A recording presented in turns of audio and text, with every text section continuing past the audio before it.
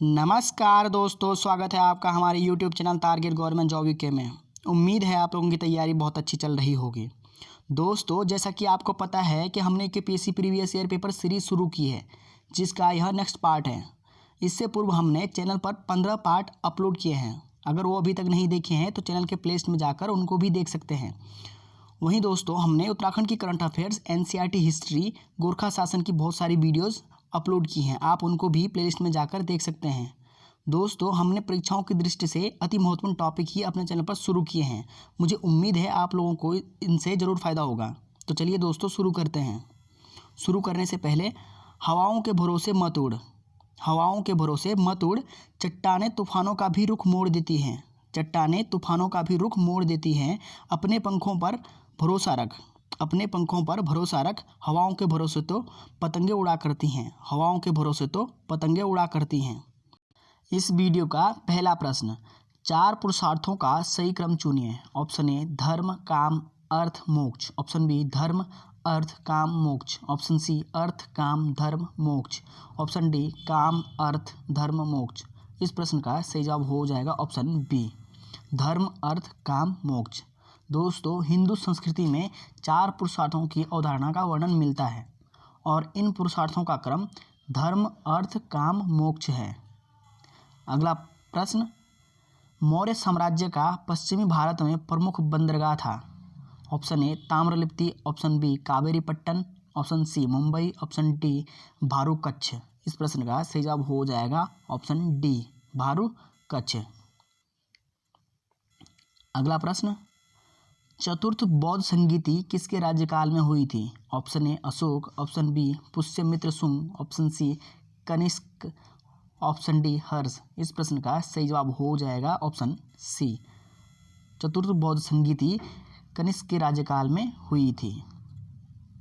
अगला प्रश्न है, भारत में उत्कीर्ण सिक्कों का पहल चलन आरंभ करने वाले थे। Option A Ashok, option B हिंद यूनानी, option C Kushan, option D Shak. इस प्रश्न का सही जवाब हो जाएगा हिंद यूनानियों ने भारत में सिक्कों का चलन सबसे पहले आरंभ किया था और यह उन्होंने 5वीं शताब्दी ईसा पूर्व में शुरू किया था। अगला प्रश्न है, इनमें से कौन सा युग्म सुमेलित है। Option A Mitakshara Vijnaneshwara, option B Vyavaharanya Devanbhatta, option C Subodhini Varadaraj, option D Smriti Chandrika Kalidas. इनमें एक ऑप्शन सुमेलित है, बाकी ऑप्शन सुमेलित नहीं है। तो इसका सही जवाब हो जाएगा ऑप्शन ए मिताक्षरा विज्ञानेश्वर। विज्ञानेश्वर ने मिताक्षरा नामक पुस्तक की रचना की थी। अगला प्रश्न है, रेहला के लेखक कौन हैं। Option A Firishta, option B Alberuni, option C Ibn Battuta, option D अफीक। इस प्रश्न का सही जवाब हो जाएगा option C, Rihla Ibn Battuta की एक रचना है। और वहीं दोस्तों, रेहला इब्न बतूता का यात्रा संस्मरण भी है और इब्न बतूता मोरक्को के निवासी हैं। और वहीं दोस्तों, यह प्रश्न हमने पिछली एनसीईआरटी वाली क्लास में भी ऑलरेडी अच्छे से डिस्कस किया है। अगला प्रश्न है, भक्ति आंदोलन के संतों का सही कालक्रम चुनिए।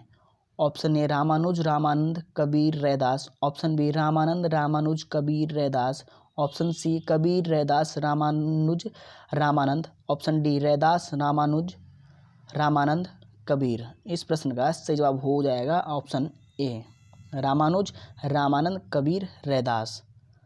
अगला प्रश्न है, निम्नलिखित में से किस वायसराय की तुलना गोपाल कृष्ण गोखले द्वारा औरंगजेब से की गई थी।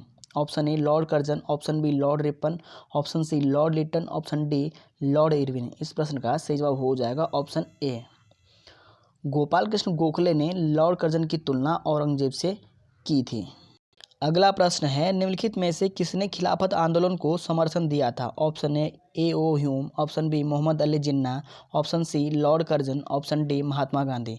इस प्रश्न का सही जवाब हो जाएगा ऑप्शन डी, दोस्तों महात्मा गांधी ने खिलाफत आंदोलन को समर्थन दिया था और खिलाफत आंदोलन का प्रारंभ 1919 ईस्वी में शुरू हुआ था।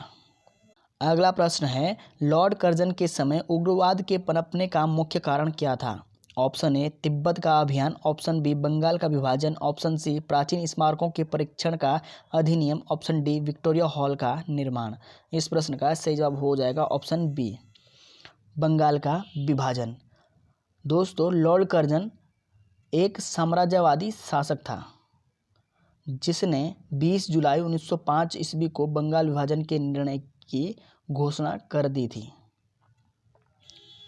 अगला प्रश्न है, सूची 1 को सूची 2 से सम्मिलित कीजिए तथा नीचे दिए गए कूट से अपना उत्तर चुनिए। मेरठ षड्यंत्र मुकदमा 1855, मोपला विद्रोह 1917, चंपारण सत्याग्रह 1921, संताल विद्रोह 1929। तो दोस्तों इसमें सही मिलान करना है। तो इसका सही मिलान हो जाएगा, मेरठ जो मुकदमा षड्यंत्र मुकदमा है ये था 1929 ईस्वी में हुआ था, और मोपला विद्रोह हुआ था 1921 में, और वहीं दोस्तों चंपारण सत्याग्रह हुआ था 1917 में, और संताल विद्रोह हुआ था 1855 में। तो इसका सही कूट हो जाएगा ऑप्शन बी, 4 3 2 1। अगला प्रश्न है, वहाबी आंदोलन के बारे में क्या सही है? ऑप्शन ए, यह पाश्चात्य प्रभावों के विरुद्ध प्रतिक्रिया थी। ऑप्शन बी, यह एक किसानों का आंदोलन था। ऑप्शन सी, यह 1890 ईस्वी तक चलता रहा। ऑप्शन डी, इसका लक्ष्य इस्लाम का प्रचार प्रसार था। तो दोस्तों इसका सही जवाब हो जाएगा ऑप्शन ए, यह पाश्चात्य प्रभावों के विरुद्ध प्रतिक्रिया थी। वहाबी आंदोलन 1830 ईस्वी से 1860 ईस्वी के मध्य सैयद अहमद के नेतृत्व में हुआ था। अगला प्रश्न है, 1921 ईस्वी के नानकाना कांड के बारे में कौन सी बात सत्य नहीं है? ऑप्शन ए, वह एक रक्त रंजित आंदोलन था। ऑप्शन बी, नानकाना गुरु नानक का जन्म स्थल है। ऑप्शन सी, उसे कुछ राष्ट्रवादी नेताओं का समर्थन प्राप्त था। ऑप्शन डी, उसे ब्रिटिश सरकार का समर्थन था। इस प्रश्न का सही जवाब हो जाएगा ऑप्शन ए, वह एक रक्त रंजित आंदोलन था। दोस्तों ननकाना कांड 1921 ईस्वी में हुआ था, और ननकाना वह स्थान है जहां गुरु नानक का जन्म हुआ था। अगला प्रश्न है, तेभागा आंदोलन का संबंध जिस राज्य से रहा है वह है? Option A, Kerala. Option B, Punjab. Option C, Bengal. Option D, Bihar. इस प्रश्न का सही जवाब हो जाएगा ऑप्शन सी, बंगाल। दोस्तों तेभागा आंदोलन 1946 ईस्वी में उत्तरी बंगाल के दीनापुर के ठाकुरगंज से लगे हुए क्षेत्र, जलपाईगुड़ी आदि क्षेत्रों में हुआ था। अगला प्रश्न है, धनी भूस्वामियों द्वारा भूमिहीन श्रमिकों को उपहार के रूप में भूमि दिए जाने की भूदान योजना का प्रारंभ इनमें से किसने किया था? ऑप्शन ए, Acharya Vinoba Bhave. Option B, Medha Patekar. Option C, Acharya Narendra Dev. Option D, Rajnarayan. इस प्रश्न का सही जवाब हो जाएगा ऑप्शन ए, आचार्य विनोबा भावे। दोस्तों आचार्य विनोबा भावे ने अक्टूबर 1991 ईस्वी से 1957 ईस्वी तक पूरे भारत में 50 मिलियन एकड़ भूमि भूमिहीनों के लिए प्राप्त करने के उद्देश्य से भूदान आंदोलन का नेतृत्व किया था। अगला प्रश्न है, निम्न युग्मों में से कौन सा युग्म सम्मिलित नहीं है? ऑप्शन ए, हंटर शिक्षा आयोग 1882 ईस्वी। ऑप्शन बी, भारतीय विश्वविद्यालय अधिनियम 1904 ईस्वी। ऑप्शन सी, सॉर्जेंट शिक्षा योजना 1915 ईस्वी। ऑप्शन डी, हॉर्टेग समिति 1929 ईस्वी। इस प्रश्न का सही जवाब हो जाएगा ऑप्शन सी, सॉर्जेंट शिक्षा योजना 1915 सम्मिलित युग्म नहीं होगा, बाकी सभी सम्मिलित है। दोस्तों शिक्षा की सॉर्जेंट योजना 1944 ईस्वी में तैयार की गई थी। अगला प्रश्न है, वुड डिस्पेच का संबंध किससे रहा है? ऑप्शन ए, न्यायिक सुधार। ऑप्शन बी, शिक्षा। ऑप्शन सी, संसदीय सुधार। ऑप्शन डी, आर्थिक सुधार। इस प्रश्न का सही जवाब हो जाएगा ऑप्शन बी, वुड डिस्पैच का संबंध शिक्षा से है। दोस्तों चार्ल्स वुड की अध्यक्षता में गठित समिति 1854 ईस्वी में भारत में भावी शिक्षा के लिए एक बृहद योजना तैयार की गई थी, जिसमें अखिल भारतीय स्तर पर शिक्षा की न्यायिक पद्धति का गठन किया गया है। अगला प्रश्न है, निम्नलिखित में से कौन मद्रास महाजन सभा से संबंधित नहीं था?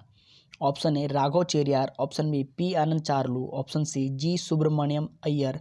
Option D, Shyamji Krishna Varma. इस प्रश्न का सही जवाब हो जाएगा ऑप्शन डी, श्यामजी कृष्ण वर्मा मद्रास महाजन सभा से संबंधित नहीं थे। और वहीं दोस्तों 1884 ईस्वी में मद्रास में ए बी राघव चेरियार, जी सुब्रमण्यम अय्यर तथा पी आनंद चार्लू के प्रयासों से मद्रास महाजन सभा की स्थापना हुई थी। और मद्रास महाजन सभा का उद्देश्य स्थानीय संगठनों व संस्थाओं के कार्यों का मूल्यांकन करना था। अगला प्रश्न है 1917 ईस्वी में जस्टिस पार्टी की स्थापना किसने की?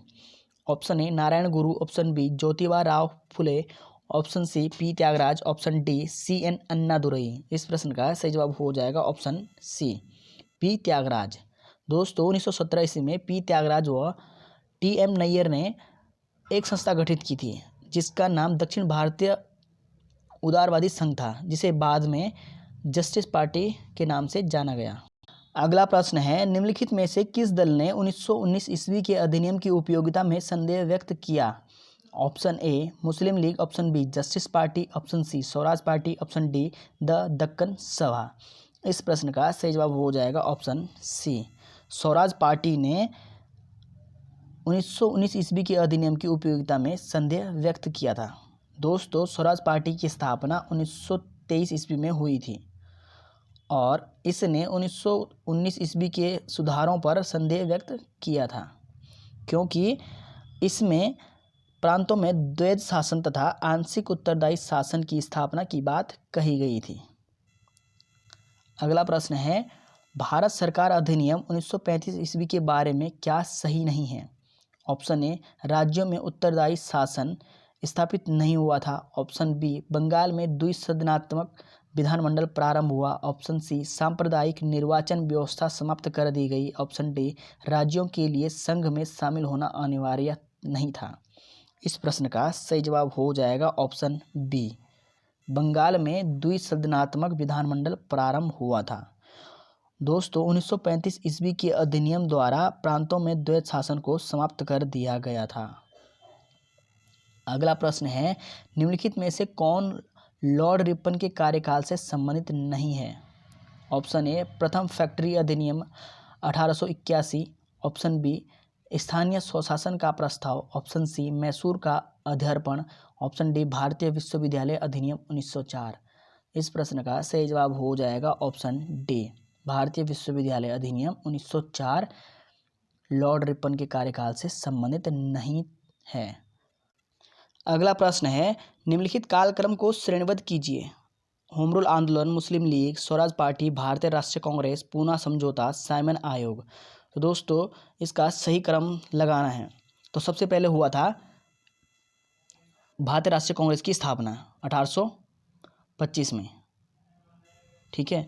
उसके बाद हुआ था मुस्लिम लीग की स्थापना 1906 में, और उसके बाद हुआ था होम रूल आंदोलन 1916 में, और उसके बाद स्वराज पार्टी की स्थापना हुई थी 1923 में, और उसके बाद साइमन आयोग आया था 1927 में स्थापना हुई थी, और 1928 में भारत आया था, और उसके बाद पूना समझौता हुआ था 1932 ईस्वी में।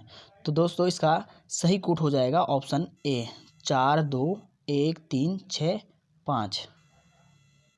अगला प्रश्न है हिंदुस्तान रिपब्लिक एसोसिएशन का गठन 1924 ईस्वी में जहां किया गया था वह जगह थी। Option A Allahabad, option B Kanpur, option C Lucknow, option D Amritsar. इस प्रश्न का सही जवाब हो जाएगा ऑप्शन बी कानपुर में हिंदुस्तान रिपब्लिक एसोसिएशन का गठन किया गया था, और इसके संस्थापक सदस्य थे राम प्रसाद बिस्मिल, चंद्रशेखर आज़ाद, योगेश चंद्र चटर्जी आदि थे। अगला प्रश्न है निम्नलिखित स्वाधीनता सेनानियों में कौन सा सशस्त्र संघर्ष से संबंधित नहीं था? Option A Prafulla Chaki, option B Khudiram Bose, option C Surya Sen, option D Bipin Chandra Pal. इस प्रश्न का सही जवाब हो जाएगा ऑप्शन डी बिपिन चंद्र पाल। बिपिन चंद्र पाल गर्म दल के नेता थे। अगला प्रश्न है निम्नलिखित घटनाओं को क्रम से लगाइए। जलियांवाला बाग नरसंहार, चंपारण सत्याग्रह, कलकत्ता से दिल्ली को राजधानी स्थानांतरण, अखिल भारतीय मुस्लिम लीग की स्थापना, प्रथम विश्व युद्ध का आरंभ। तो दोस्तों इसका सही क्रम है, सबसे पहले अखिल भारतीय मुस्लिम लीग की स्थापना हुई थी 1906 ईस्वी में, ठीक है, और उसके बाद कलकत्ता से दिल्ली को राजधानी का स्थानांतरण हुआ था 1912 ईस्वी में, और उसके बाद प्रथम विश्व युद्ध का आरंभ हुआ था 1914 ईस्वी में, और उसके बाद चंपारण सत्याग्रह हुआ था 1917 ईस्वी में, और देन जलियांवाला बाग नरसंहार 1919 ईस्वी में। तो इसका सही कूट हो जाएगा ऑप्शन सी 4 3 5 2 1। अगला प्रश्न है चटगांव विद्रोह का सर्वाधिक सक्रिय नेता कौन था? Option A Rajguru, option B Surya Sen, option C Sachindra Nath Sanyal, option D Shiv Verma. इस प्रश्न का सही जवाब हो जाएगा ऑप्शन बी। चटगांव विद्रोह का सर्वाधिक सक्रिय नेता सूर्यसेन था। दोस्तों, पूर्वी बंगाल में चटगांव नामक बंदरगाह पर मशहूर क्रांतिकारी सूर्यसेन के नेतृत्व में वहां के क्रांतिकारियों ने विद्रोह किया था। और वहीं दोस्तों सूर्यसेन ने इंडियन रिपब्लिकन आर्मी की स्थापना की थी। अगला प्रश्न है पूना समझौता के बारे में क्या सही नहीं है? ऑप्शन ए दलितों के लिए पृथक निर्वाचक मंडल समाप्त कर दिया गया। ऑप्शन बी केंद्रीय तथा राज्य विधानमंडलों में आरक्षित सीटों की संख्या में वृद्धि कर दी गई। ऑप्शन सी मदन मोहन मालवीय और S.C. राजा ने इसकी सफलता में अत्यंत सक्रिय भूमिका निभाई। ऑप्शन डी गांधी जी ने उसकी घोषित अवधि के अंत तक अपना उपवास नहीं तोड़ा। तो दोस्तों इसका सही जवाब हो जाएगा ऑप्शन डी, गांधी जी ने उसकी घोषित अवधि के अंत तक अपना उपवास नहीं तोड़ा। दोस्तों पूना समझौता 26 सितंबर 1932 ईस्वी को अंबेडकर तथा महात्मा गांधी के बीच हुआ था। अगला प्रश्न है फरवरी 1937 ईस्वी के चुनाव के बारे में क्या सही नहीं है? ऑप्शन ए 1937 ईस्वी में चुनाव हुए। ऑप्शन बी कांग्रेस ने चुनाव में भाग लिया। ऑप्शन सी इसे बंगाल में बहुमत मिला। ऑप्शन डी कांग्रेस ने 6 राज्यों में सरकार का गठन किया। इस प्रश्न का सही जवाब हो जाएगा ऑप्शन सी, इसे बंगाल में बहुमत मिला था। अगला प्रश्न है निम्नलिखित में से किसके मन में सबसे पहले आज़ाद हिंद फौज का विचार आया? Option A Shiv Verma, option B Mohan Singh, option C Subhash Chandra Bose, option D Shyamji Krishna Varma. इस प्रश्न का सही जवाब हो जाएगा ऑप्शन बी मोहन सिंह। दोस्तों आज़ाद हिंद फौज का गठन कैप्टन मोहन सिंह के दिमाग में सबसे पहले आया था और उन्होंने 1942 ईस्वी में इसका गठन 40,000 सैनिकों के साथ किया था, परंतु उनकी यह फौज सफल नहीं हो सकी थी। बाद में 4 जुलाई 1943 ईस्वी को सुभाष चंद्र बोस ने आज़ाद हिंद फौज का नेतृत्व खुद संभाला था। अगला प्रश्न है पंडित जवाहरलाल नेहरू के संबंध में कौन सी बात लागू नहीं होती है? ऑप्शन ए उनका नियोजित विकास में विश्वास था। ऑप्शन बी वे साम्राज्यवाद के विरुद्ध थे। ऑप्शन सी उन्हें 1939 में कांग्रेस का महासचिव नियुक्त किया गया। ऑप्शन डी उनका झुकाव समाजवाद की ओर था। इस प्रश्न का सही जवाब हो जाएगा ऑप्शन सी। दोस्तों पंडित जवाहरलाल नेहरू भारत के प्रथम प्रधानमंत्री थे। उनका नियोजित विकास में विश्वास था और वे साम्राज्यवाद के विरोधी थे तथा उनका झुकाव समाजवाद की तरफ था और वे कांग्रेस के महासचिव 1939 में नहीं रहे थे। अगला प्रश्न है वर्धा में सत्याग्रह आश्रम को किसने स्थापित किया? Option A Vinoba Bhave, option B Mahatma Gandhi, option C Jamnalal Bajaj, option D Alladi Krishna Swami Iyer. इस प्रश्न का सही जवाब हो जाएगा ऑप्शन सी जमनालाल बजाज। वर्धा में सत्याग्रह आश्रम की स्थापना जमनालाल बजाज ने की थी। और दोस्तों महात्मा गांधी ने 1915 ईस्वी में अहमदाबाद शहर के बाहरी हिस्से में साबरमती नदी के किनारे सत्याग्रह आश्रम की स्थापना की और जो बाद में साबरमती आश्रम के नाम से प्रसिद्ध हुआ था। और जमनालाल बजाज ने गांधी सेवा संघ व वर्धा में सत्याग्रह आश्रम की स्थापना की थी। अगला प्रश्न है कमजोर हवाओं वाले प्रदेश को कहा जाता है? ऑप्शन ए डोल drum, option B Dum Dum, option C Chilka, option D इनमें से कोई नहीं। इस प्रश्न का सही जवाब हो जाएगा ऑप्शन ए डोल ड्रम। दोस्तों कमजोर हवाओं का प्रदेश डोल ड्रम को कहा जाता है। यह भूमध्य रेखा के दोनों तरफ 5 डिग्री अक्षांश तक विस्तृत है। यहाँ हवाओं की गति बहुत कम होती है। नेक्स्ट क्वेश्चन है बालकों के लिए निःशुल्क एवं अनिवार्य शिक्षा का अधिकार अधिनियम 2009 को जिस संविधान संशोधन में प्रस्तावित किया गया था वह है? ऑप्शन ए 83वां संशोधन अधिनियम, ऑप्शन बी 84वां संशोधन अधिनियम, ऑप्शन सी 85वां संशोधन अधिनियम, ऑप्शन डी 86वां संशोधन अधिनियम। इस प्रश्न का सही जवाब हो जाएगा ऑप्शन डी 86वां संशोधन अधिनियम। दोस्तों बालकों के लिए निःशुल्क एवं अनिवार्य शिक्षा का अधिकार अधिनियम 2009 को 86वें संविधान संशोधन अधिनियम द्वारा प्रस्तावित किया गया था। इसके लिए संविधान के मौलिक अधिकारों, नीति निर्देशित तत्वों तथा मूल कर्तव्यों में संशोधन किया गया था। अगला प्रश्न है, भारत में अनुसूचित जनजातियों की जनसंख्या की प्रतिशतता क्या है? Option A 18%, option B 10%, option C 11.2%, option D 8.6%। इस प्रश्न का सही जवाब हो जाएगा ऑप्शन डी 8.6%। अगला प्रश्न है, मिश्रित खेती का अर्थ है? ऑप्शन ए एक समय में दो फसलों को पैदा करना, ऑप्शन बी उपरोक्त क्रम में अलग अलग फसलों को पैदा करना, ऑप्शन सी खादों और उर्वरकों के मिश्रण का प्रयोग करना, ऑप्शन डी उपरोक्त में से कोई नहीं। इस प्रश्न का सही जवाब हो जाएगा ऑप्शन डी उपरोक्त में से कोई नहीं। दोस्तों, मिश्रित खेती का अर्थ एक साथ कृषि तथा पशुपालन दोनों करना होता है, अर्थात इस प्रकार की खेती जिसमें कृषि, पशुपालन, डेयरी उद्योग का सम्मिश्रण रहता है उसे क्या कहते हैं? मिश्रित खेती। अगला प्रश्न है, भारत की राष्ट्रीय आय का आकलन करने वाली एजेंसी है? Option A RBI, option B योजना आयोग, ऑप्शन सी वित्त मंत्रालय, ऑप्शन डी केंद्रीय सांख्यिकी संगठन CSO। इसका सही जवाब हो जाएगा ऑप्शन डी केंद्रीय सांख्यिकी संगठन। दोस्तों, भारत की राष्ट्रीय आय का आकलन करने वाली एजेंसी केंद्रीय सांख्यिकी संगठन CSO है। और दोस्तों, केंद्रीय सांख्यिकी संगठन की स्थापना 2 मई 1951 ईस्वी को हुई थी और इसका मुख्यालय नई दिल्ली में स्थित है। अगला प्रश्न है, राष्ट्रीय कृषि विकास योजना जिस पंचवर्षीय योजना के अंतर्गत प्रारंभ की गई थी वह है? ऑप्शन ए 10वीं योजना, ऑप्शन बी 11वीं पंचवर्षीय योजना, ऑप्शन सी 12वीं पंचवर्षीय योजना, ऑप्शन डी इनमें से कोई नहीं। इस प्रश्न का सही जवाब हो जाएगा ऑप्शन बी 11वीं पंचवर्षीय योजना के तहत राष्ट्रीय कृषि विकास योजना का शुभारंभ 16 अगस्त 2007 ईस्वी को किया गया था।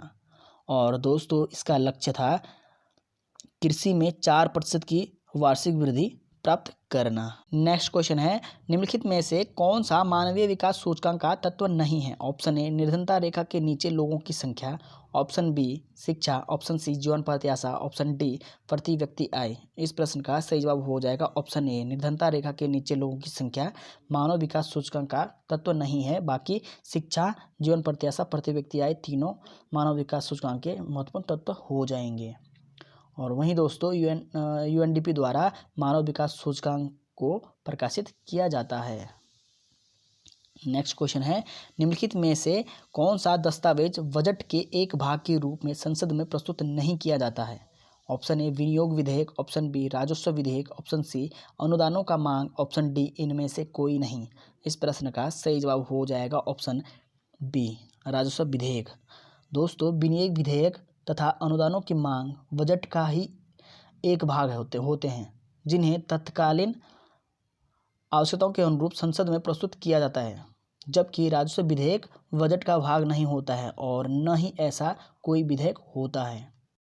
नेक्स्ट क्वेश्चन है, आधार क्या है? ऑप्शन ए यह उत्तराखंड सरकार का एक सामाजिक कल्याण कार्यक्रम है, ऑप्शन बी यह एक आपदा प्रबंधन कार्यक्रम है, ऑप्शन सी यह 12 अंक की विशेष संख्या है जो भारत के सभी निवासियों को भारतीय विशेष पहचान प्राधिकार निर्गत किया जाता है, ऑप्शन डी यह बेघरों को आश्रय प्रदान करने संबंधी केंद्र सरकार का एक कार्यक्रम है। तो दोस्तों, इसका सही जवाब हो जाएगा ऑप्शन सी यह 12 अंक की विशेष संख्या है जो भारत के सभी निवासियों को भारतीय विशेष पहचान प्राधिकार निर्गत किया जाता है। और दोस्तों, इस प्राधिकरण का गठन 2009 में किया गया था और इसके पहले अध्यक्ष थे नंदन नीलेकणी। नेक्स्ट क्वेश्चन है, स्टॉक एक्सचेंज में जो व्यक्ति मूल्यों में गिरावट की आशा करता है उसे कहते हैं? Option A broker, option B bull, option C bear, option D jobber. इस प्रश्न का सही जवाब हो जाएगा ऑप्शन सी बियर। दोस्तों, बुल और बियर स्टॉक एक्सचेंज के शब्द हैं। जो व्यक्ति स्टॉक की कीमतें गिरने की आशा करके किसी वस्तु को भविष्य में देने का वायदा करके बेचता है उसे बियर कहते हैं। नेक्स्ट क्वेश्चन है, CFL जिसका ताप्तदीप लैंपों की जगह विद्युत ऊर्जा बचाने के लिए प्रयोग किया जाता है का पूरा नाम है? Option A complete fluorescent lamp, option B clean fluorescent lamp, option C compact fluorescent lamp, option D carefree lamp. तो दोस्तों इसका सही जवाब हो जाएगा option C, compact fluorescent lamp. दोस्तों अगर हमारी वीडियो से फ़ायदा हो रहा है तो एक सब्सक्राइब का बटन दबाने में सिर्फ 1 सेकंड का समय लगता है। नेक्स्ट क्वेश्चन है, कंप्यूटर जिसके बिना काम नहीं कर सकता है वह है। Option A operating system, option B word processor, option C spreadsheet, option D data processing software. इस प्रश्न का सही जवाब हो जाएगा ऑप्शन ए, ऑपरेटिंग सिस्टम। दोस्तों कंप्यूटर ऑपरेटिंग सिस्टम के बिना कार्य नहीं कर सकता है। अगला प्रश्न है, कंप्यूटर वायरस कंप्यूटर में जिसके द्वारा प्रवेश कर सकता है वह है। Option A scanner, option B mouse, option C keyboard, option D इनमें से कोई नहीं। इस प्रश्न का सही जवाब हो जाएगा ऑप्शन डी, इनमें से कोई नहीं। दोस्तों कंप्यूटर वायरस को कंप्यूटर प्रोग्राम में किसी टेलीफोन लाइन से दुर्भावनावश प्रेषित किया जाता है। अगला प्रश्न है, सीपीयू का तात्पर्य है। Option A core processing unit, option B central processing unit, option C serial processing unit, option D इनमें से कोई नहीं। तो दोस्तों इसका सही जवाब हो जाएगा option B, central processing unit. दोस्तों यह एक इलेक्ट्रॉनिक चिप है जो डाटा को सूचना में बदलते हुए प्रोसेस करता है। अगला प्रश्न है, कंप्यूटर मेमोरी की सबसे छोटी इकाई है। Option A kilobyte, option B bit, option C bytes, option D nibble. इस प्रश्न का सही जवाब हो जाएगा ऑप्शन बी। दोस्तों बिट कंप्यूटर मेमोरी की सबसे छोटी इकाई है। एक बिट का केवल एक ही मान होता है, 0 या 1। दोस्तों 4 बिट बराबर 1 निबल होता है और 8 बिट्स बराबर 1 बाइट्स होता है और 1024 बाइट्स बराबर 1 किलोबाइट होता है। नेक्स्ट क्वेश्चन है, वह डाटा जो सुव्यवस्थित किया गया है या उद्देश्यपरक तरीके से प्रस्तुत किया गया है कहलाता है। Option A process, option B software, option C storage, option D information. तो दोस्तों इसका सही जवाब हो जाएगा ऑप्शन डी, इंफॉर्मेशन। दोस्तों सुव्यवस्थित किया गया डाटा या उद्देश्यपरक तरीके से प्रस्तुत किया गया डाटा को इंफॉर्मेशन कहते हैं। अगला प्रश्न है, पद आईएसपी का तात्पर्य होता है। Option A information system protocol, option B internet system protocol, option C internet service provider, option D उपरोक्त में से कोई नहीं। दोस्तों इसका सही जवाब हो जाएगा option C, internet service provider. जब हम इंटरनेट सर्विस का उपयोग करते हैं तो उसके लिए ISP, personal computer modem, web browser आदि की आवश्यकता पड़ती है। और इस वीडियो का अंतिम प्रश्न, इनमें से कौन सा इनपुट डिवाइस निवेश युक्ति का उदाहरण नहीं है। Option A scanner, option B mouse, option C keyboard, option D printer. इस प्रश्न का सही जवाब हो जाएगा ऑप्शन डी, प्रिंटर। प्रिंटर एक आउटपुट डिवाइस हो जाएगा। दोस्तों वीडियो अच्छी लगे तो लाइक कमेंट करना ना भूलें और चैनल पर नए हो तो चैनल को सब्सक्राइब भी कर सकते हैं। और वहीं दोस्तों हमारे चैनल पर 79% दोस्त ऐसे हैं जो बिना सब्सक्राइब ही हमारी वीडियो को देख रहे हैं। तो दोस्तों अगर हमारी वीडियो से फ़ायदा हो रहा है तो एक सब्सक्राइब का बटन दबाने में सिर्फ 1 सेकंड का समय लगता है। तो चलिए दोस्तों इस वीडियो को यहीं एंड करते हैं। खूब मेहनत कीजिए। जय हिंद, जय देवभूमि।